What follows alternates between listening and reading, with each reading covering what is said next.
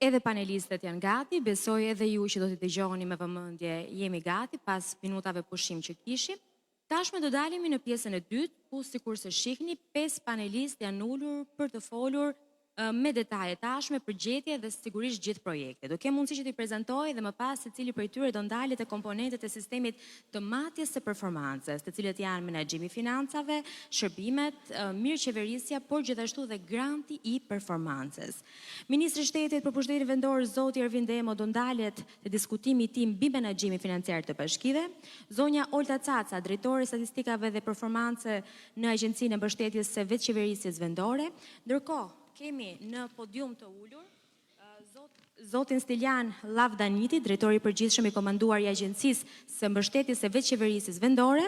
Ndërkohë, për njërisi në mënyrën se si do të mbahen të dhënat të njësive të Vetëqeverisjes Vendore, kam nderin gjithashtu të kem në panelin në foltore zonjën Elsa Dhuli, drejtoresha e përgjithshme e Instat, dhe gjithashtu dhe zonja Adelina Farici, drejtore ekzekutive e Shoqatës Kombëtare të Bashkive të Shqipërisë dhe antare e Komisionit të Vlerësimit të aplikimeve për 3 tregues financiar dhe 6 përgatitje planesh nga bashkitë për të prezantuar gjithashtu rezultate dhe sfidat për vitet e ardhshme.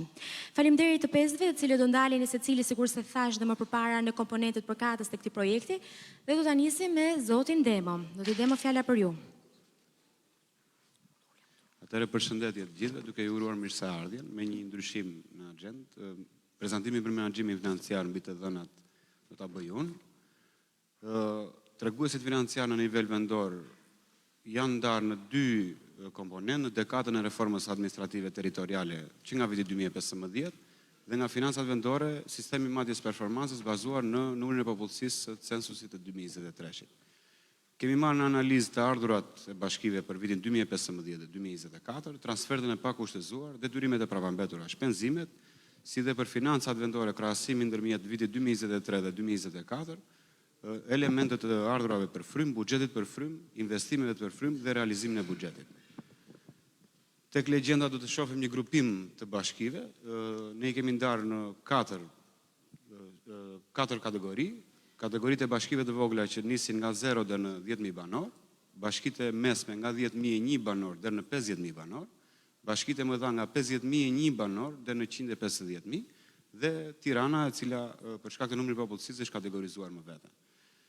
Për sa i përket ecurisë nga reforma e fundit administrative territoriale, un po ndalem tek pikat kyçe, të ardhurat e veta sikur se u thamë përpara, janë 3 fishuar, në 1% prej 41%. Sot mund të flasim se përbëjmë 54% të buxheteve të bashkive, që vjen nga të ardhurat. Rritja është ka një ritëm shumë të shpejtë, për sa i përket transfertave qendrore tregon se bashkitë janë bërë më aktive në mobilizimin e burimeve të tyre përmes të ardhurave të veta dhe menaxhimit të aseteve. Të ardhurat e veta dhe transfertave në vitin 2015 kanë qenë 36% ky raport, ndërsa në vitin 2024 shohim një rritje prej 54%. Për sa i përket detyrimeve të pravambetura, siç u tha më përpara në fjalën e vet të ministrit, është reduktuar detyrimi i pravambetur me 9 miliard lekë. Flasim për një reduktim prej 75%. Për vitin krahasimi që mund të bëjmë nga viti 2023 për vitin 2024, themi një 40% për shkak se në vitin 2023 detyrimet e pravambetura shënonin 4 miliard lekë. Pikat kyçe për shpenzimet faktike, vërejmë një rritje prej 22% nga viti 2015 deri në vitin 2024. Rritja është e qëndrueshme për shkak të një potenciali që kanë shfaqur njësitë e vetëqeverisjes vendore në ruajtjen e standardit të ofrimit të shërbimeve publike. Mund të themi që përqindja e shpenzimeve është rritur më shumë në ato bashki të cilat janë të vogla dhe pjesa më e madhe e këtyre shpenzimeve shkojnë për shpenzime operative dhe për paga.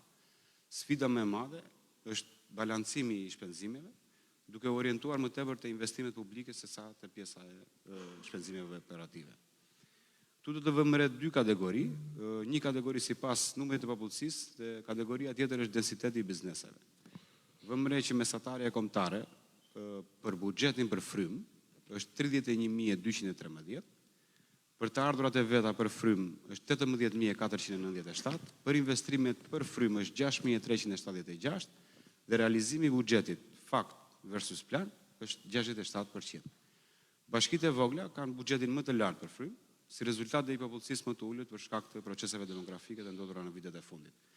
Bashkitë me përqendrim të lartë biznesi kanë buxhet më të lartë për frymë, të ardhura për frymë më të larta dhe investime rrjedhimisht më të larta për frymë. Për sa i përket buxhetit, bashkitë e vogla konsiderojnë të parat për shkak se, siç e tham, numri i popullsisë është më i ulët dhe transferta që ato përfitojnë nga qeveria qendrore, por dhe niveli i të ardhurave i rritur gjatë këtyre viteve i klasifikon ato në fillimin e grafikut. Bashkia Tiranë renditet mbi mesataren kombëtare me një buxhet prej 42.000 lekë për frymë. Trendi që vëmë re në vitin 2023 dhe 2024 është që mesatarja e buxhetit për frymë është rritur me 2.765 lekë ose me 1% prej 9.72. Për sa i përket të ardhurave, kemi po të njëjtën kategori, si numrin bashkitë sipas popullsisë dhe densitetin e bizneseve në territor. Të ardhurat e veta për frymë për një mesatare kombëtare janë 18.497 lekë dhe raporti ndërmjet të ardhurave të veta kur drejt transfertave qeveritare shënon 54%. Mund të vëmë re që Bashkia Tiranë patjetër dhe këtu bën diferencën duke u mbështetur më tepër në të ardhurat e veta. Bashkitë me bizneset më të lartë, me densitet më të lartë të numrit të bizneseve arrin deri në 28.752 lekë të ardhura për frymë, duke dëshmuar kështu aktivitetin ekonomik që ato kanë në territor dhe nivelin e grumbullimit të taksave dhe tarifave vendore. Bashkitë e vogla sigurojnë vetëm 10.367 lekë të ardhura për frymë dhe pesha e tyre ndaj transferteve qeveritare nuk i kalon 18%. Kjo është një diferencë se si janë të ardhurat e veta për frymë, duke nisur nga Bashkia Imare, e cila siguron më tepër të ardhura me një diferencë prej 71.333 lekë për banor, gjithmonë numri banorëve i referohemi të censusit të popullsisë, dhe trendi për gjatë vitit 2023-2024 ka një rritje me 27.30% ose thënë ndryshe 3.967 lekë të ardhura nga burimet e veta për frymë. Kjo është të ardhurat e bashkive kundrejt transfertave qeveritare. Vëmë re që 6 bashki, kryesisht janë zona urbane, të cilat dhe niveli grumbullimit të taksës për shkak të zhvillimit të territorit ka shënuar rritje. Listojmë Tiranën, Himarën, Kamzën, Sarandën, Kavajën dhe Vorën. Kemi një sfidë për bashkitë e vogla dhe ato që janë me numër të ulët biznesesh territor, mbeten të prekshme nga kufizimet fiskale dhe varësia nga qeverisja qendrore është edhe më e lartë. Për sa i përket raportit të ardhurave të veta ndaj buxhetit në përqindje, ka një përmirësim të themi të vetë financimeve të vetë qeverisjes vendore, po flasim gjithmonë në mesatare në nivel kombëtar. Ndërsa këtu vëmë re përdorimin e të ardhurave dhe realizimin e buxhetit. Mund të shohim deformime për sa i përket përqindjeve, por shpjegimi i shkallës së përdorimit të ardhurave është se sa realisht bashkitë grumbullojnë nga kjo e ardhur dhe sa realisht ato i përdorin këtë të ardhura.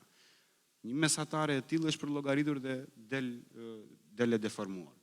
Për sa i përket realizimit të buxhetit për të gjitha shpenzimet që kanë bashkitë, vëmë re 67% në nivel kombëtar është shfaqet mesatarja. Pavarësisht kjo është një sfidë për Bashkinë Tiranë, gjenerimit të lartë të ardhurave, ajo has vështirësi në realizimin e buxheteve, duke qenë se dhe zërat të cilat i ka në buxhet, ka dhe më tepër, po dhe kompetencat të cilat ajo i ushtron, dhe territori i madh që ajo mbart në vetvete, e bën pak a shumë të pamundur shpërndarjen efektive të plotë të gjithë buxhetit. Ky është një grafik i cili, siç e thash më përpara, ka një deformim për shkak të asaj për llogaritje që është bërë nga AMVV-ja, të dhënat janë siguruara nga Ministria e Financave. Këtu shohim realizimin e buxhetit. Bashkitë e vogla kanë një realizim më të madh të buxhetit për shkak sepse ato pak sasi lekësh që ato kanë, mundohen që ti shpenzojnë sa më efektivisht dhe sa më eficiencë për të arritur parametrat e ofrimit të shërbimeve. Trendi për gjatë 2023 dhe 2024-s, bashkitë kanë rritur nivelin e realizimit të buxhetit në 7% krahasuar me vitin 2023. Në lidhje me investimet, bashkitë e vogla investojnë më tepër për frymë, mesatarja e tyre gjendet rreth 7.000 lekë. Bashkitë me popullsi të madhe e ulin këtë vlerë, duke zbritur në vlerën 5.000 lekë, dhe Bashkia Tiranë dukshëm investon më tepër nga gjithë mesatarja, që është 8.960 lekë për frymë. Mesatarja kombëtare e 20% tregon se investimet zënë një pjesë të kufizuar të buxheteve vendore, duke reflektuar orientimin drejt shpenzimeve më tepër korrente, që janë shpenzime operative dhe paga, sesa duke orientuar drejt pjesës së investimeve publike. Për sa i përket peshës së shpenzimeve të personelit në totalin e bashkisë, peshë më të madhe krahasuar me mesatarën kombëtare prej 45%, e cila na rezulton, e kanë bashkitë e vogla dhe të mesme. Ky trend është rritur për gjatë vitit 2024 nga viti 2023, shënon një rritje prej 2%, dhe 3 bashkitë me përqindje më të ulët të shpenzimeve të personelit e ka Tirana, Imara dhe Bashkia Vorë. Pesha e shpenzimeve operative në buxhet është përqindja e shpenzimeve operative si shërbimet mirëmbajtja në raport me totalin e buxhetit të bashkisë. Shpenzimet operative dhe në këtë kategori janë rritur me 2%. Kjo tregon sepse kemi burime më të shtuara, të burime njerëzore, po dhe shpenzime korrente të shtuara, duke munduar për të ruajtur standardin e ofrimit të shërbimeve, të cilat bashkitë kanë detyrim ligjor për ta dhënë në territor. Këto janë pak a shumë gjetjet për menaxhimin financiar. Unë po ja kaloj fjalën koleges për të bërë pjesën e prezantimit të shërbimeve.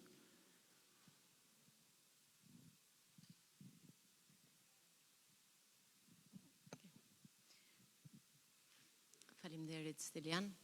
Po para se ta nis prezantimin, i cili për të thënë vërtetën ka një sër treguesi dhe shërbimet janë një ndër shtyllat mjaft rëndësishme për të analizuar dhe për të përmirësuar në mënyrë që të ofrohet sa më mirë për jetën e komunitetit, shërbime më cilësore.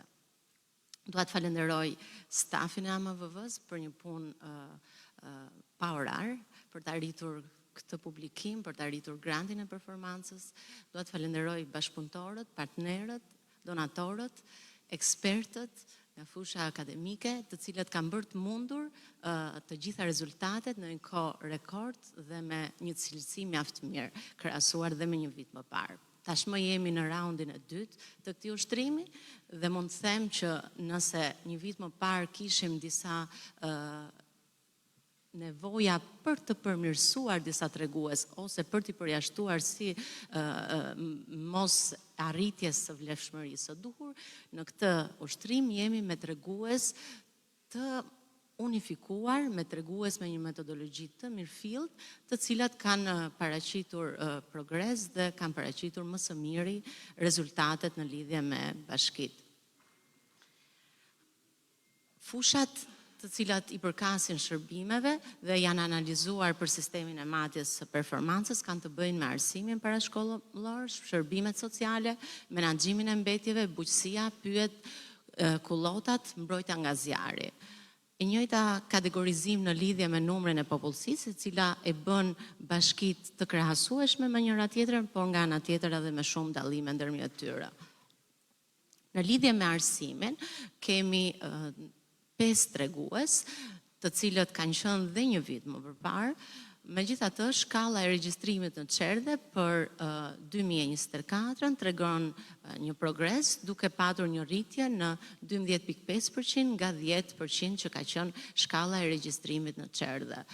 Sigurisht që ashtu siç gjetëm në 2023, 17 bashki vjojnë të mos ofrojnë një shërbim në lidhur me çerdhen. Por, në qoftë se marrim bashkitë që ofrojnë këtë shërbim, do të kemi një mesatare të marginalizuar, që do të thotë një mesatare më të rritur prej 13.5%. Shkalla e regjistrimit në kopshte publike dhe në kopshte private është shumë e rëndësishme për t'i matur të dy këto tregues, për arsye sepse ky është një funksion i cili mund të shohet nga ofruesi privat dhe publik dhe kryesisht vihet re në zonat urbane që kemi një përfshirje dhe një shkallë regjistrimi e cila mbulohet nga ofruesi privat. Megjithatë, popullsitë e bashkive me popullsi të vogël paraqesin shkalla të larta të ndjekjes së kopshteve, ndërkohë që bashkisë të mëdhaja hasin sfida dhe nivele të larta të raportit të mësues për fëmijë.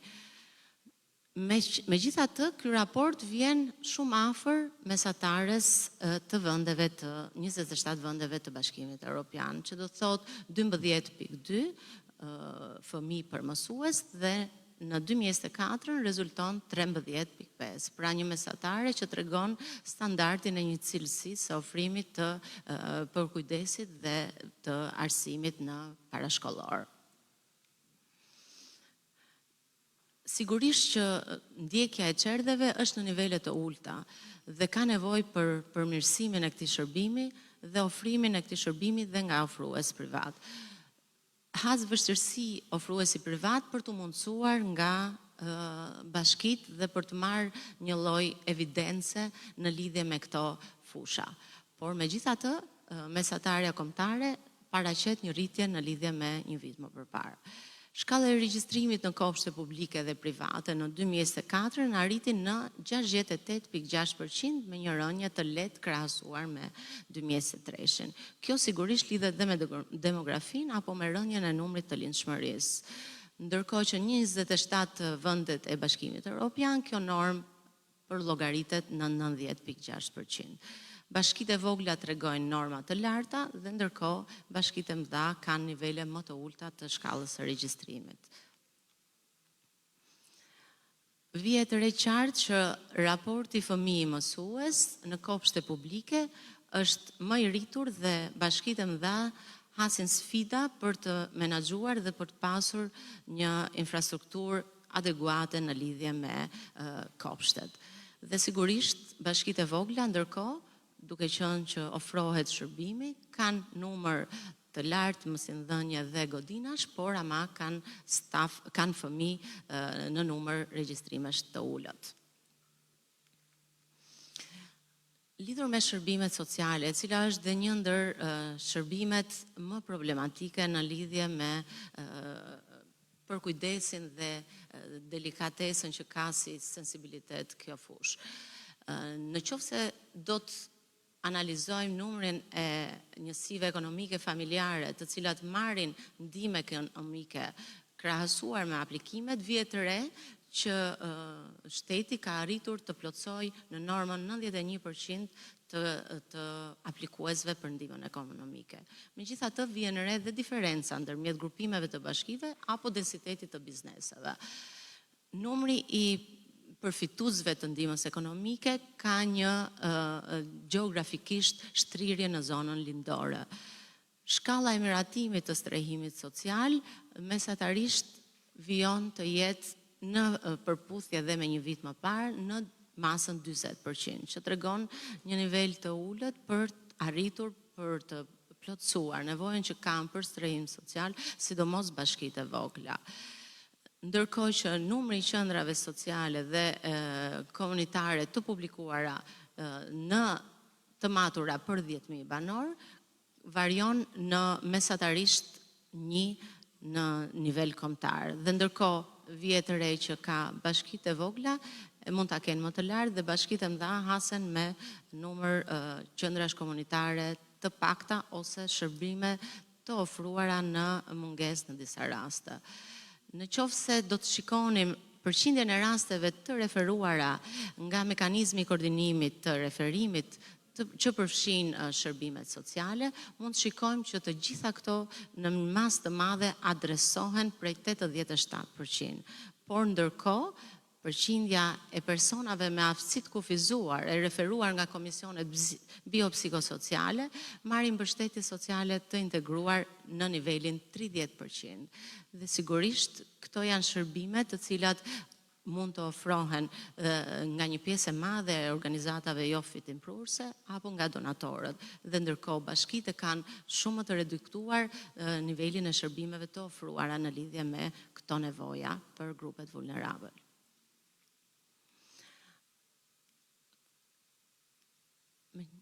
Në lidhje me përqindjen e personave të aftësisë kufizuar, i cili është dhe një indikator i ri i matur në këtë sistem të matjes performancës, ashtu si dhe përqindja e rasteve të dhunës të cilat marrin trajtimin e tyre, kanë treguar që ka nevojë për përmirësim kjo fushë dhe është shumë e rëndësishme që të kihet fondi social i planifikuar për bashkit dhe jo të alokuar në reagim për emergjencat dhe për rastet e dhunës dhe për rastet të cilat ka nevojë për trajtim të menjëhershëm. Në gjithë vendin vetëm 30% arrin të marrin trajtimin nga bashkia. Menaxhimi i mbetjeve, mbulimi urban dhe shërbimi i menaxhimit të mbetjeve është pothuajse i plot, ndërsa në zonat rurale mbetet një sfidë me vetëm 65%. Menaxhimi i mbetjeve ka qenë dhe një vit më përpara, mirëpo ka qenë i raportuar nga bashkit në mënyrë gjithëpërfshirëse, duke mos patur ndarjen urbane dhe rurale. Në këtë radhë kemi një pasqyrë më të qartë të menaxhimit të këtij sistemi dhe të mbulimit me shërbim në lidhje me të. Në lidhje me zonat rurale, vjen re që sidomos në bashkitë e vogla ka një normë shumë të ulët të mbulimit në lidhje me menaxhimin e mbetjeve. Mënyra që është përdorur për të matur këtë tregues ka të bëjë me njësitë urbane dhe njësit fshatra, të cilat mbulohen me shërbim, për të arritur në një farë mënyre metodologjike proksi, për të kuptuar se sa mbulohet popullsia me menaxhimin e mbetjeve. Gjithashtu, menaxhimi financiar ka treguar përmirësim fal grumbullimit më të mirë të tarifave dhe uljes së kostos për ton të të mbetjeve. Mbulimi i kostos nga tarifa u rrit nga 68 në 2023 në 83% në 2024, duke treguar që shërbimi po bëhet shumë më i qëndrueshëm financiarisht. Shërbimi është bërë më efikas sepse kostoja e trajtimit të një ton mbetje ka rënë mesatarisht në vlerën 8.600 lekë për ton, me një ulje prej 2.5%. Rreth 83% e kostove mbulohen mesatarisht nga bashkit, që do të thotë ka dhe bashkit të cilat arrin të mbulojnë kostet të tyre nëpërmjet tarifës së shërbimit. Dhe gjithashtu kemi bashki të vogla që hasen me vështirësi të mëdha për të përballuar dhe për të menaxhuar në mënyrë të përshtatshme këtë shërbim. Gjithashtu këtu duhet të përfshijmë dhe të kemi parasysh që është një kategori e vështirë për t'i ndarë nga bashkitë në buxhetet e tyre, që do të thotë evidentimi i zërave buxhator të cilat shkojnë dhe alokohen për kosto, për investime, për paga dhe për personel, të gjitha të adeguara për këtë shërbim, e njëjta gjë duhet të jetë në raport me të ardhurat që vijnë për këtë shërbim. Sigurisht që ka pasaktësi në regjistra dhe në hedhjen e të dhënave nga bashkitë në lidhje me këto shërbime dhe ndonjëherë mund të mos jetë realisht një menaxhim financiar i mirë, por që mund të jetë një mos raportim i shpenzimeve të lidhura me këtë shërbim. Në lidhje me ujitjen dhe kullimin, tokë bujqësore e pajisur me kanale rezulton në masën 54%, një masë e cila është rritur krahasuar me një vit më parë. Përmirësimi në infrastrukturën e ujitjes dhe kullimit të tokës bujqësore gjatë vitit 2024 referohet në 45%, ndërkohë që kanalet e ujitjes në masën 64% dhe të kullimit. Mbulimi i tokës me kanale ujitje dhe kullimi ndryshon sipas madhësisë së bashkisë, por jo vetëm, edhe sipas tipologjisë së llojit të tokës. Kryesisht në tokat bujqësore kemi një nivel më të lartë të kullimit dhe kjo fal investimeve në infrastrukturë për të bërë të mundur prodhimin bujqësor. Bashkitë e mëdha arrin mbi 80% të funksionalitetit në kullim dhe sigurisht tokat bujqësore. Por ndërkohë kemi raste kur tipologjia e kryesisht pyjore ka një vetë kullim apo një vetë filtrim të cilat e bëjnë të mundur kullimin e ujit pa pas nevojë për ndërhyrje në infrastrukturë. Por duhet thënë që ka nevojë për ndërhyrje në këtë sistem dhe ka nevojë për përmirësim të vazhdueshëm për të bërë të mundur mirëmbajtjen e tyre. Kemi bashki të cilat arrin në vlerën 100% të kanaleve funksionale, Berati, Fusharzi, Kamës, Kolonjë, Librazh, Puk, Rogozhin dhe Sarand, po ndërkohë kemi dhe nivele mjaft të ulta të cilat ka nevojë për ndërhyrje dhe për mirëmbajtjen e tyre. Bashkia Pustec dhe Tepolen tregojnë një vlerë të cilën ka nevojë për të përmirësuar dhe ka nevojë për të ndërhyrë. Patjetër që territori malor, sfidues, popullsia e vogël, gjitha këto janë një sfida për ta bërë dhe më të vështirë adresimin e duhur të këtij shërbimi. Në lidhje me pyet dhe kullotat, dy tregues të cilët kanë qenë dhe në sistemin e madjes performancës një vit më parë, të lidhur me shkallën e fondit pyjor dhe kullosor të mbuluar për plan bashtimi dhe si dhe punonjës për 1000 hektar. Po të shikojmë, kemi një rritje nga 24% në 2024 që rezulton kemi patur në vlerën rreth 20% në 2023. Sigurisht që 2025 do të tregoj akoma dhe një përmirësim të vazhdueshëm si incentive dhe e grantit bazuar në performancë. Por megjithatë jemi në nivele pothuajse të njëjta të rajonit apo të bashkimit evropian.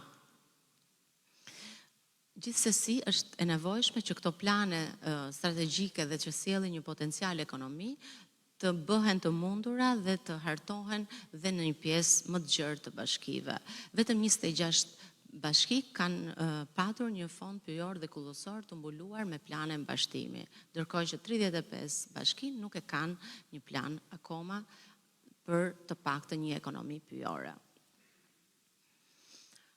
Numri i punonjësve për 1000 hektar, kjo sigurisht që ka shfaqur një rritje, por megjithatë mbetet në nivelet mesatarisht në nivel kombëtar. Ka bashki që kanë shumë të lartë këtë nivel, por kjo varet dhe nga sipërfaqja e fondit pyjor që bashkia zotëron. Në lidhje me mbrojtje nga zjarri, kemi zjarfikës për 1000 banor, e cila referon një vlerë të bazuar dhe në standardin ligjor, të përmirësuar, por sigurisht që dhe shumë pranë standardit të vendeve të Bashkimit Evropian. Nevoja për të zbatuar standardin minimal të numrit të punonjësve, një stacion nuk mund të ketë më pak se 14 punonjës, bëjnë të mundur që bashkitë e vogla të kenë më shumë zjarfikës për frym se sa bashkitë e mëdha. Ndërkohë që Tirana me një densitet të lartë, edhe pse me stacione më të madh në numër, gjithsesi has vështirësi dhe në trafik apo në kozjatjen për të mbrojtur nga zjarri. Të gjitha bashkitë tashmë kanë stacione, por flotat e automjeteve janë të vjetëruara dhe ndërkohë automjetet zjarfikës për 10.000 banor tregon një normë më të ulur krahasuar me një vit më parë, duke mos bërë të mundur në fakt mbulimin tërësisht dhe më së miri të këtij shërbimi dhe në raste emergjente. Mesatarja për vitin 2023 rezulton në nivele paka shumë të njëjta të themi, dhe ndërkohë në 2024 kemi një rënje të lehtë të këtij numri. Trendi në rënje tregon daljen nga shfrytëzimi të këtyre pajisjeve dhe automjeteve tashmë të automatizuara.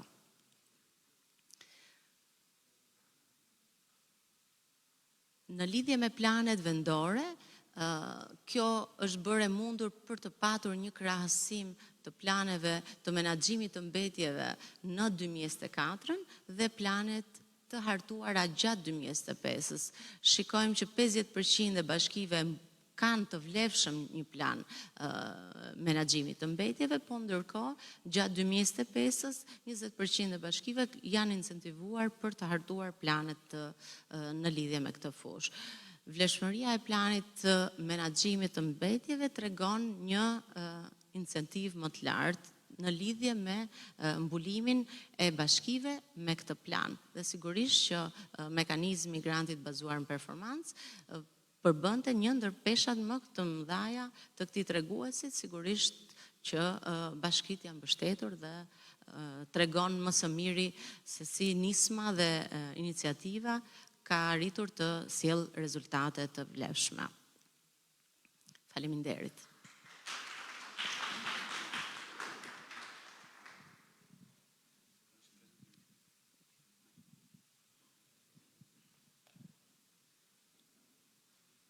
Do të kalojmë tek sesioni i tretë, që është prezantimi për mirë qeverisjen, dhe mundem të jem i shkurtër në konkluzione. Janë ndërmarrë 5 fusha brenda kësaj shtylle, janë burimet njerëzore, transparenca, barazia gjinore, projektet dhe integrimi evropian. Kemi treguesin e shkallës rotacionit të punojësve në bashkinë në përqindje, 10 bashki me shkallë rotacioni 9-5%, bashkitë e mëdha dëshmojnë dhe këtu administrata më të qëndrueshme dhe efikase. Diferencat janë më të mëdha dhe 4 bashki kanë shkallë më të lartë të rotacioni. Duhet theksuar se bashkitë e vogla përballen me mungesë stafi, pozicionet të pambuluara dhe ngarkesë të lartë pune për shkak të kompetencave të shtuara të bashkive. Përqindja e stafit të trajnuar të bashkive kryeson himara me 27% të stafit të trajnuar. Vjen re 5 bashki mbi 20% të gjithë kapaciteteve të tyre njerëzore të trajnuara. Kemi akoma për të bërë për bashki të cilat janë të mëdhaja, por duhet patjetër që të ndjekin ciklat e trajnimeve, por kjo do bëhet e mundur dhe me krijimin e akademisë së pushtetit vendor. Për sa i përket treguesit punonjës për 1000 banor, bashkitë e vogla kanë një numër shumë të lartë punojësish për sa i përket këtij treguesi. Ato mesatare kanë raporte më të ulta duke treguar efikasitet më të lartë administratës dhe dhënie të shërbimeve më të mira. Vlerësimi për 2024 tregon një rritje të raportit të stafit me 8% krahasuar me vitin 2023. Sfidat e burimeve njerëzore është rritja e pagave, e cila do të mbështetet nga transferta qeveritare, ngritja e akademisë për pushtetin vendor në të cilën jemi në rrugë të mirë dhe shumë shpejt brenda javëve do ta kemi efektive, vlerësimi i nevojave për trajnim, kurrikulat për 41 funksionet e INVV-ve, rrjedhëzimi dhe ndarja e praktikave të mira apo shkëmbimi i eksperiencave ndërmjet bashkive po dhe donatorëve, dhe krijimi modeleve për ushtrimin e funksioneve në mënyrë të bashkët për të arritur ekonominë e shkallës. Në lidhje me transparencën, vëmë re një përmirësim për gjatë vitit 2024 krahasuar me vitin 2023, numri i akteve të cilat janë të detyrueshme për konsultim, por dhe vendimet e këshillave bashkiake kanë pasur rritje në përqindje. 50% e bashkive kanë publikuar programet e buxhetore afatmesme, ky është një tregues i ri, dhe 60% e bashkive kanë publikuar paketën fiskale të vitit korrent. Mesatarja kombëtare është 77.2% për aktet të cilat janë të detyrueshme konsultimi publik. Për sa i përket publikimit të vendimeve këshilla bashkiake, rezulton në 90% mesatarja kombëtare, publikimi i paketës fiskale në 50% dhe publikimi i planit buxhetor afatmesëm në 60%. Në lidhje me barazinë gjinore, kemi matur 5 tregues, përqindjen e grave në pozicione të ndryshme politike, përqindjen e grave në pozicione drejtuese të administratës, përqindjen e grave në pozicione të larta të bashkisë, në pozicione të mesme dhe në pozicione të ulta. Përfaqësimi i grave ka arritur mesatarisht në 33.7% në pozicione politike dhe 47.1% në administratën bashkiake. Bashkitë e vogla dhe të mesme raportojnë nivele më të ulta të përfaqësimit, kjo për shkak se mungesa e burimeve njerëzore, po dhe specializimi i gjinive, domethënë në profesionet që kërkohen nga administrata e pushtetit vendor, sjell këtë nivel përfaqësimi. Vëmë re sipas grafikut që kemi bashkitë të cilat e të i kalojnë nivelin 50% për nivelin e përfaqësimit të grave në administrat, si dhe bashkitë të cilat janë nën këtë nivel, janë nivel shumë të ulta. Për sa i përket planit vendor për integritet dhe barazi gjinore, gjatë vitit 2024, 6 bashki kishin plan të miratuar të barazisë gjinore. Në 2024, 24 bashki kishin plan integritetit të miratuar, ndërkohë që mund të themi që sipas treguesit edhe matjes ne kemi realizuar, granti bazuar në performancë shërbeu si mekanizëm për të nxitur akoma dhe më tej bashkitë për miratimin e planeve për barazinë gjinore dhe planet e integritetit. Në lidhje me integrimin evropian, mesatarja për numrin e marrëveshjeve ndërbashkiake të nënshkruara nga bashkitë është 2.39. Projektet të fituara kundrejt aplikuara nga shënon nivelin 36.4%. Këtu mund të themi se kemi ende nevojë për përmirësim, pasi janë të dyja mekanizmat të cilat arrin që bashkitë të rrisin të ardhurat e tyre, të rrisin investimet nga donatorët, po dhe të përfitojnë për rritjen e standardeve dhe të shërbimeve që japin. Rekomandimet në të cilat do doja të ndalesha është forcimi i strukturave të integrimit evropian, po dhe i komisioneve në Këshill Bashkiak për sa i përket procesit të integrimit, zgjerimi i bashkëpunimit duke rritur numrin e marrëveshjeve të reja ndërbashkiake, forcimin e strukturave të performancës dhe statistikës, të cilat do të shërbejnë si hapësira që një bashki ta ketë më të lehtë për ta bërë vendimarrjen bazuar në të dhëna, dhe përmirësimi i procesit planifikimit të projekteve për të aksesuar sa më mirë dhe drejt për drejt fondet e Bashkimit Evropian. Faleminderit.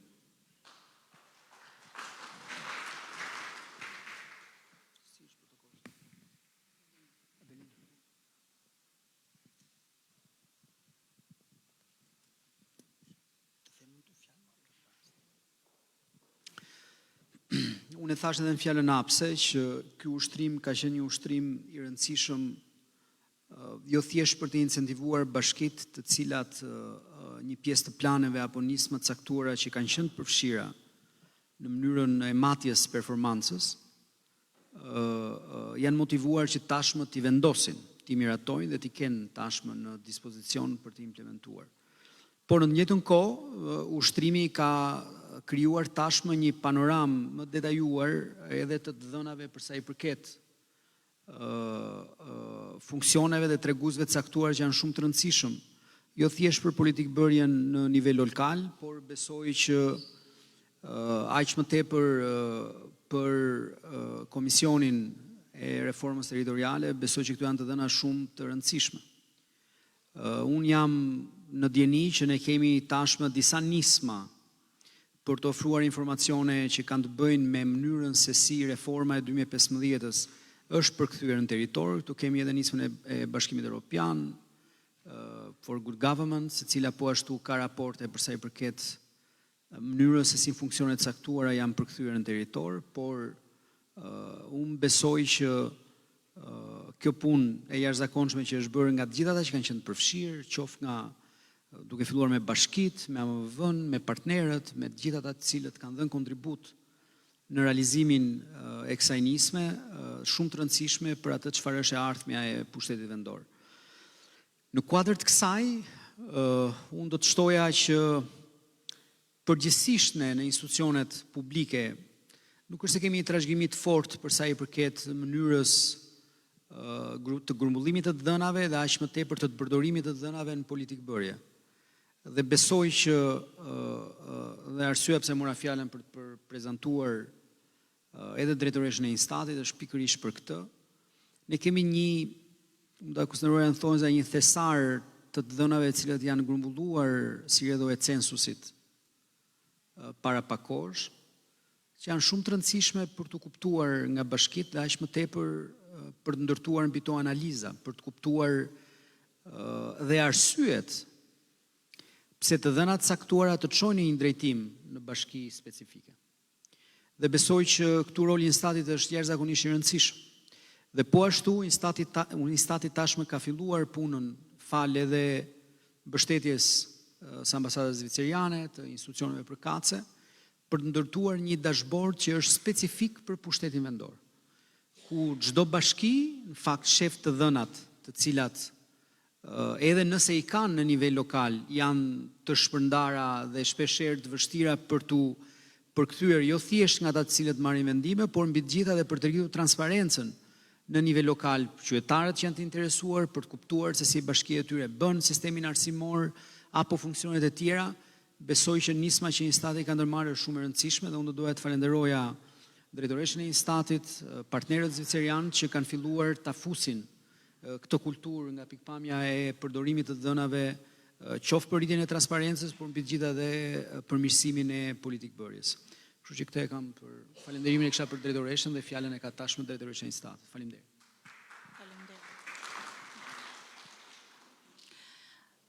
Faleminderit zoti ministër dhe faleminderit në fakt të gjithë kryetarëve të bashkive dhe bashkë me stafet e tyre, të cilët në një bashkëpunim të ngushtë me Institutin e Statistikave kemi arritur që të krijojmë në së fundi dashboardin e bashkive, platformën e të dhënave, e cila është produkti, s'do të thoja i fundit, sepse do të vazhdojmë të zhvillojmë platforma dhe produkte të tjera, por një platformë e cila ka ardhur si rezultat i kërkesave gjithmonë në rritje për të pasur të dhëna në nivel sa më të detajuar, në nivel bashkie, apo qoftë edhe në nivel njësie administrative.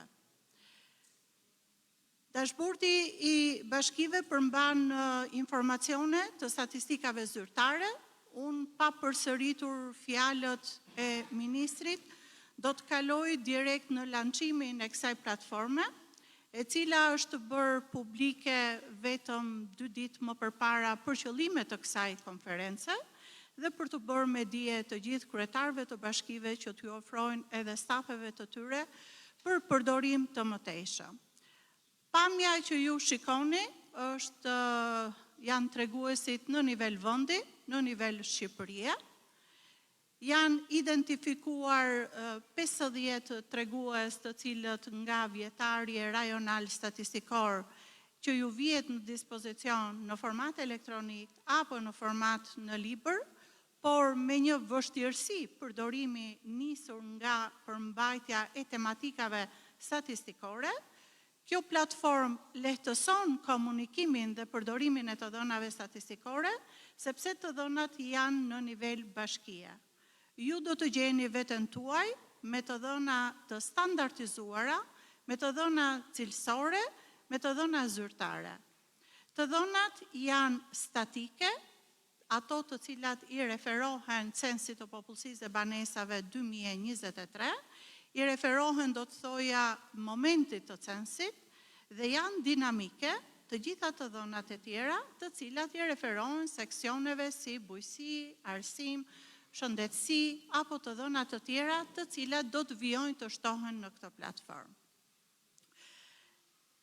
Në fakt është një platformë e cila është gjithë përfshirëse, është e lehtë në përdorim, në komunikim, jep informacione në të 2 gjuhët, përmban 2 setet, censin e popullsisë dhe vjetarin rajonal statistikor, janë identifikuar rreth 36 tregues nga censi dhe rreth 50 tregues nga vjetari rajonal statistikor. Platforma është e zhvilluar në të 2 gjuhët, në shqip dhe në anglisht, për lehtësi komunikimi dhe bashkëveprimi edhe me partnerët tuaj europian dhe ndërkombëtar. Dhe ajo çfarë është e rëndësishme është në fillimisht ju ofrohet me një seri kohore të dhënash prej 3 vite. Pra, platforma përmban të dhëna për vitin 2022, 23 dhe 24. Këtu për shembull është një shembull konkret ku në krahun e majt është harta e Shqipërisë me 4 treguesit kryesor bazë, numrin e popullsisë, dëndësia e popullsisë, raporti gjinor, si edhe madhësia e familjes të llogaritur me bazë censin e popullsisë dhe të banesave. Ndërkohë, platforma përmban një tabel përmbledhëse që janë identifikuar në konsultim me disa prej bashkit, me Ministrinë e Pushtetit Vendor, me Agjencinë e Pushtetit Vendor, me shoqatën e bashkive, ku janë identifikuar disa tregues kryesor, rreth 15 tregues. Në krahun e djathtë listohen të gjitha bashkit dhe mund të kalojmë në një rast konkret, ju lutem tek slajdi tjetër ku merret një shembull konkret njëra prej bashkive. Për zgjidhet bashkia, ju mund të zgjidhni veten tuaj, bashkinë që ju përfaqësoni. Gjithashtu do të zgjidhni edhe vitin kujt i referohen të dhënat. Nëse kërkoni të shikoni ecurinë në 2 vite krahasimore, ju mund të zgjidhni 2 vite në tabelat dinamike, por edhe një herë përsëris që të dhënat lidhur me censin janë statike, sepse i referohen vetëm momentit të censit. Ndërkohë mund të përzgjidhni gjuhën, në gjuhën shqip për komunikimet tuaja dhe në gjuhën anglisht për komunikimet me partnerët, dhe jepen treguesit. Treguesit jepen të gatshëm, të llogaritur të gatshëm, ndërkohë jepet edhe treguesi mesatar në nivel vendi, në mënyrë që ju të krahasoni rezultatet e bashkisë tuaj me rezultatet mesatare të atij treguesi në nivel kombëtar. Treguesit kanë për të qenë të standardizuar dhe të unifikuar, treguesit kanë një përshkrim, emërtimin e treguesit dhe përshkrimin e shkurtër metodologjik të treguesit, si edhe kujt viti i referohet e dhëna. Në seksionin e fundit, ju do të shikoni të gjitha fushat të cilat i takojnë tregues të ndryshëm. Këtu për shembull është një shembull i një bashkie, dhe në qoftë se ju do të hyni në faqen e webit të Instatit, në jeta në rajonin tuaj, në Geodata Hubin, tek statistikat rajonale, në fund dashboardin e bashkive në shqip apo në anglisht, dashboardi pra platforma është live, është funksionale dhe ju mundet ta përdorni, të luani në thonjza me të përdorni të gjitha shifrat, të gjithë treguesit, të gjithë informacionet në mënyrë lehtësisht të përdorueshme dhe të komunikueshme. Të dhënat janë interaktive, në momentin që ju lëvizni vitin, automatikisht dalin të dhënat e llogaritura të vitit pasardhës, dhe puna jonë nuk përfundon këtu, sepse deri në fund të dhjetorit, ne do të fillojmë vizitat në çdo bashki për të trajnuar stafin tuaj për mënyrën e përdorimit të kësaj platforme. Një domosdoshmëri etike për hartimin e planeve në nivel lokal vendor, për hartimin e strategjive dhe për t'ju shërbyer juve për punën tuaj në të ardhshme. Për të lehtësuar këtë komunikim, ne jemi në proces edhe të hartimit të një udhëzuesi, i cili do të vendoset gjithashtu online dhe do të jetë në komunikim të vazhdueshëm për t'ju ardhur sa më shumë në ndihmë në punën tuaj të përditshme.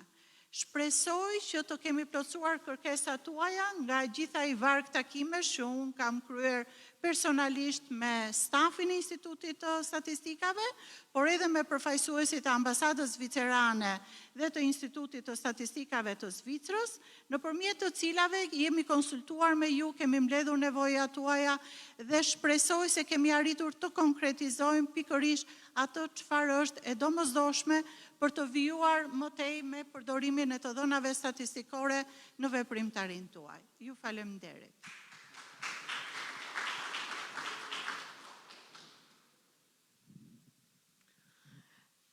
I nderuar zoti ministër Demo, i nderuar ambasador Strom, i nderuar Sabin, të nderuar kryetar bashkisë, përfaqësues të partnerëve dhe të nderuar të ftuar të tjerë. Në fakt është shumë kënaqësi që si drejtoresë e shoqatës kombëtare të Bashkive të Shqipërisë të jem pjesë e këtij aktiviteti, i cili është një aktivitet lançues i rezultateve të një sistemi që mund të themi tani ka krijuar qëndrueshmëri, sistemi të matjes së performancës, e cila për herë të parë shoqërohet edhe me grandin e performancës. Pra këto dy instrumente shumë të rëndësishme, fakt janë instrumente të cilët i shërbejnë përmirësimit të punës në bashki, janë instrumente të cilët shërbejnë për të bërë një punë krahasimore, analizuese për qeverisjen vendore. Qeverisja vendore ka nevojë për këto instrumente të cilët pra e nxisin proceset e brendshme dhe grandi i performancës ka provuar të sjellë pikërisht këtë efekt, motivimin e bashkive në procesin e matjes së tyre, krahasimin vetes me vitin paraardhës, si edhe për të ndërmarrë hapa për të qenë më efikase, më të orientuar ndaj qytetarëve. Ky grant fakt nuk është thjesht një mbështetje financiare. Në fakt ky grant është një standardizues i performancës dhe nxitjes i kulturës së rezultateve dhe një mekanizëm që shpërblen bashkitë përpjeket në procesin e tyre real. Këtë vit, në fakt, e sqaroi edhe ministri shumë mirë, për zgjedhja e përfituesve të grantit, theksi ishte kryesisht e këta bashki të cilët kishin mangësi në drejtim të planeve lokale në fusha të ndryshme, dhe ato bashki të cilët kishin edhe vështirësi financiare. Do të thënë, theksi i grantit të performancës këtë vit ishte si të ndihmojmë bashkitë në mënyrë që të shkojmë në nivele të barabarta, për të vijuar pastaj me grantin e performancës. Kështu që ma lehtësoi shumë, se kisha ndërmend pak thoja pak më shumë, por fjala e ministrit, duke qenë se në fakt është gjë shumë e mirë që ministri për qeverisjen lokale vjen nga qeverisja lokale dhe e njeh shumë mirë problematikat e qeverisë lokale, kështu që ma lehtësoi shumë këtë fjalën time, pasi do duhej të theksohej kjo, pasi nuk tu kemi bashki të cilët i kanë patur të gjitha planet e miratuara, borxhin zero, dhe ndoshta nuk janë përfitues të këtij granti.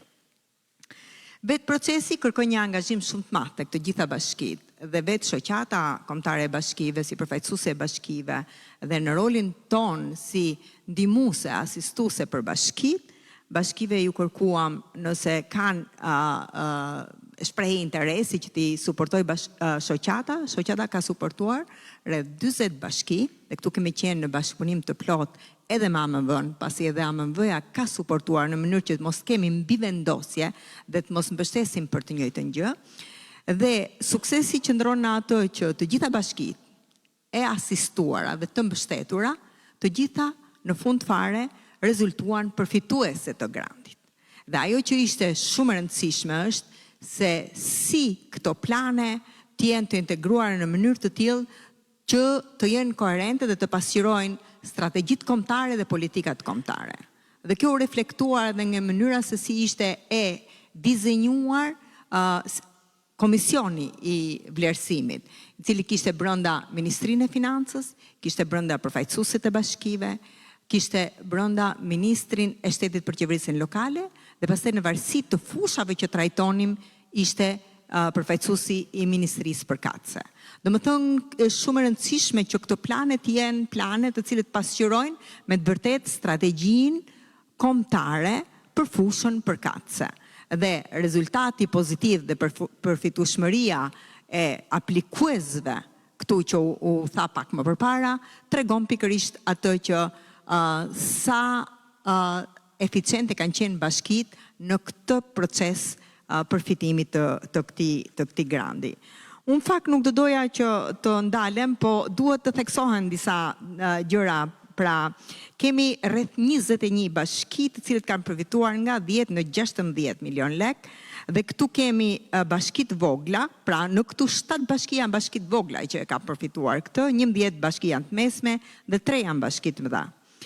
Kemi rreth 19 bashki të cilët përfitojnë nga 5 deri në 10 milion lek, edhe këtu kemi 4 bashkit vogla, 12 mesme dhe 3 bashkit mëdha, dhe gjithashtu 21 bashki të tjera të cilët përfitojnë deri në 5 milion lek. Unë mendoj që kjo më shumë se sa pjesa e pjesës së financës që përfitohet nga ana e bashkive, është pjesa e asaj të qenurit konkurus dhe motivimit dhe nxitjes së stafeve të bashkive në këtë drejtim. Në këtë proces unë dua të shpreh fakt mirënjohjen time të sinqert për qeverinë e Zvicrës dhe të Suedisë, të cilët bashkëfinancuan rreth 50% të grandit të performancës. Ishte shumë e rëndësishme që sistemi i matjes së performancës të shoqërohej me grant performance. Kështu që kjo ishte një rezultat shumë pozitiv, edhe fal mbështetjes së donatorëve, dhe kjo ka qenë në fakt është një gjë strategjike, dhe dua të përmend këtu edhe programin ose projektin Bashkitë Forta për ndihmën e dhënë në gjithë këtë proces. Gjithashtu unë dua të përshëndes shumë edhe Agjencinë për Mbështetjen e Qeverisë Vendore për gjithë punën voluminoze që ka bërë gjatë gjithë këtij procesi. Ne kemi qenë në kontakt të vazhdueshëm qoftë me bashkitë, qoftë me agjencinë, dhe agjencia ka qenë në çdo moment e gatshme të përgjigjej bashkive për problematikat që paraqisnin, për asistencën që kërkonin, kështu që mendoj që ku ka më mirë se sa kur bëhen bashkë të gjitha aktorët dhe rezultatet pastaj janë shumë pozitive.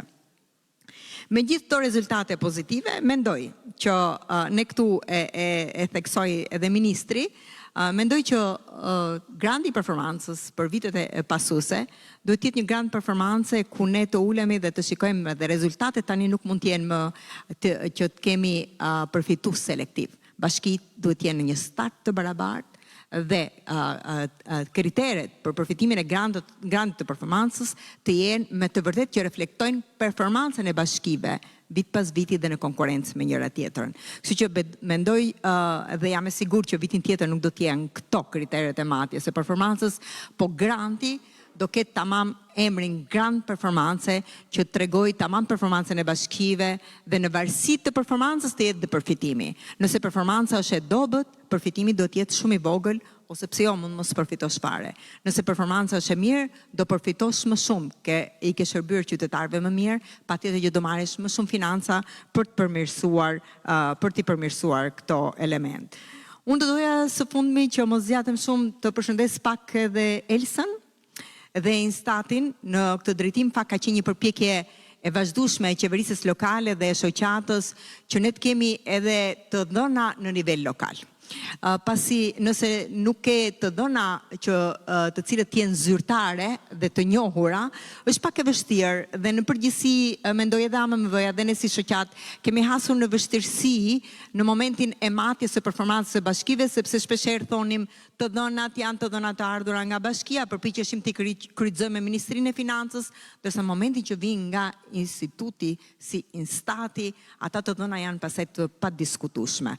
Kështu që është në fakt unë dua ta falenderoj ministrin që ka bërë bashkë sot këtë grandin e performancës së bashku me Instatin, pasi jo më kot thash kur e njeh shumë mirë qeverisën lokale kupton shumë mirë se edhe cilët duhet të bëhen bashkë. Pasi mendoj që është një lajm shumë i mirë për qeverisën lokale dhe jo vetëm një lajm, por është një bazë e mirë për ndërtimin e punës së tyre. Faleminderit. Faleminderit Adelina. Ne nuk do se besoj që do të ishte e tepërt, por në fakt për bashkitë dhe ajo çfarë është e rëndësishme për gjithë ata që kanë marrë pjesë në proces, sot granti ka vlerën e pothuajse 4.6 milionë euro, të cilat i shpërndahen gjitha bashkive që kanë marrë pjesë. Kuptohet që në bazë të pikëzimit që bashkitë, edhe duke u referuar asaj që tha Adelina për atë çfarë unë përmenda në fillim, sidomos ato bashkitë të cilat kanë bërë një përparim të dukshëm gjatë vitit fundit, kanë marrë edhe një incentiv edhe më të madh financiar. Ajo çfarë është e rëndësishme, dhe unë do doja ta nënvizoja këtë fakt, edhe Adelina e tha me drejt, granti performancës patjetër që duhet të mbaj në ADN-n e vet atë çfarë ka në fakt në fokus, që është ajo që është mënyra se si bashkitë në fund ditës performojnë, cilësinë e shërbimeve që ata afrojnë për qytetarët dhe patjetër qeveria qendrore duhet gjejë mekanizmin e duhur që dhe grantet që shpërndahen më pas të kenë brenda formulës së tyre këtë vlerësim. Dhe që ne të shkojmë në këtë drejtim, ky ishte hapi i parë dhe mua më vjen shumë mirë që hapi i parë ka rezultuar me shumë sukses. Është një hap i rëndësishëm që ne duhet ndërmarrim të gjithë së bashku për vitin 2026, ku ne do të fusim kulturën dhe të nxjerrim treguestë nevojshëm që ne të masim performancën në implementim edhe të elementëve të cilët janë përfshirë në këtë proces që ne po përmbyllim sot, dhe më pas patjetër të fillojmë diskutimin me Ministrinë e Financës për sa i përket formulës shpërndarjes së grantit nga qeveria qendrore, e cila mund të përkojë shumë mirë me reformën territoriale, dhe ne mund të kemi një realitet krejt tjetër për vitin 2027. Dhe nëse ne përmendim Instatin apo nëse ne përmendim Akshin, institucionet të tjera të cilat secila në kapacitetin e vet në fakt shton vlerë të shtuar për sa i përket nismave në nivel lokal, për qeverisje më të mirë, për transparencë më të madhe dhe mbi të gjitha patjetër që ne të kemi një sistem administrativ në funksion i cili garanton atë që ne të gjithë duam këtu, që është përmirësimi i standardeve lokale, rritja e cilësisë jetesës dhe shërbime më të mira për publikun. Dhe unë besoj që 2026 do të jetë një vit shumë i ngjeshur me nisma të ndryshme, reforma territoriale, do të kemi në fakt edhe një database tjetër që është duke u ndërtuar dhe duke u pilotuar në 4 bashki, duke futur edhe inteligjencën artificiale në mënyrën se si ne përdorim të dhënat, dhe patjetër që unë pres nga i stati dhe po e vë pak drejtoreshën kështu në pozicion kërkues, po që ne të vazhdojmë thellojmë numrin e treguesve, të vazhdojmë dhe të dalim përtej 50 treguesve dhe të rrisim aq më shumë, po e quajmë fuqinë analitike që ne duhet përdorim për censusin, për të nxjerrë mësimet e duhura të cilat duhen pas. Edhe nga vetë kryetarët e bashkive apo nga nismat ndryshme ligjore dhe reformave të ndryshme që merren dhe prekin pushtetin vendor, që ne realisht të kemi një data driven qasje. Jo vetëm për sa i përket reformës, po thuajse çdo lloj politike publike që ne ndërmarrim në nivel lokal dhe nivel qendror. Kështu që nuk ishte rasti që unë sot ftova dhe drejtoreshën e Instatit për të lançuar këtë nismë shumë të rëndësishme. Ne shumë shpejt do të kemi edhe nismën e re që ka të bëjë me digitalizimin e shërbimeve lokale, ku kemi mbështetjen patjetër të agjencisë nëpërmjet Akshit edhe mbështetjen e Bankës Botërore, që do jetë një nismë shumë e madhe duke marrë parasysh që dhe këtu do doja mbështetjen e kryetarëve të bashkisë, që ne nuk duhet të digitalizojmë shërbime që mund të jenë rëmuj, por ne duhet me patjetër që të marrim të gjitha funksionet, t'i bëjmë ato më të qarta, që duan më pak kohë, më transparente dhe patjetër më pas digitalizimi të jetë një instrument që e rrit performancën. Ne nuk duhet të kënaqemi që thjesht të digitalizojmë ato që kemi, por ne duhet ta shohim si një mundësi të mirë për të bërë një analizë qartë të gjitha atyre shërbimeve vendore që janë rreth 150 të identifikuara deri tani që mund të digitalizohen. Dhe t'i bëjmë ato shumë më jo thjesht shërbime që merren më lehtësisht nga qytetari, por që patjetër rrisin dhe performancën e bashkive që të kenë më shumë asete në dispozicion dhe të ofrojnë shërbime më të mira dhe të harxojnë kohë duke ofruar shërbime të caktuara me problematika. Prandaj po e mbyll duke falenderuar gjithë kryetarët e bashkive dhe besoj që viti 2026 do të jetë një vit shumë i ngjeshur për gjithë ne dhe unë jam i lumtur që ne kemi mbështetjen e partnerëve që i kanë dhënë shumë pushtetit vendor, duke filluar me bashkitë forta, me zvicerianët, me suedezët, por jo vetëm, kemi Bashkimin Evropian, të cilët do të kenë një rol vendimtar dhe shumë të rëndësishëm që ne t'i çojmë përpara këto reforma edhe gjatë vitit 2026 dhe të rrisim kapacitetet e bashkive në ato nivele që ne të gjithë duam, edhe besoj që është në interesin e jo vetëm të aktorëve që janë këtu në këtë sallë, po besoj të gjithë atyre të cilët preken nga mirëqeverisja lokale, që patjetër në fund janë qytetarët. Shumë faleminderit të gjithëve. Unë ju falenderoj nga zemra që gjetët edhe kohën sot. Dhe besoj që kjo ishte një ditë e mbar, në fakt ishte parashikuar që të ishte edhe kryeministri në hapjen e këtij takimi, po për shkak të një agjende të ngjeshur dhe të paparashikuar, kryeministri nuk mund të ishte këtu personalisht, po do doja t'ju përshëndesja edhe në emër të tij për punën e bërë gjatë gjithë kësaj kohe, duke filluar nga kryetarët e bashkive dhe pastaj partnerët edhe AMV-n për punën që kanë bërë deri tani. Shumë faleminderit të gjithëve.